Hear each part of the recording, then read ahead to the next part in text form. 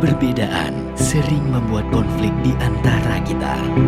Seharusnya, perbedaan menjadikan kekuatan bangsa Indonesia di mata dunia. Menjalin persahabatan antar kampung merupakan budaya Saman yang tumbuh subur di tanah Gayo.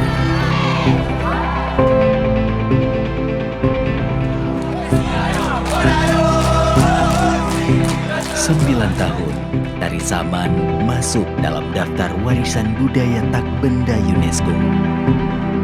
Saatnya kita eratkan persatuan NKRI dan kembangkan diplomasi budaya. Ayo menjadi saksi sejarah dalam pelestarian budaya Saman di masa pandemi.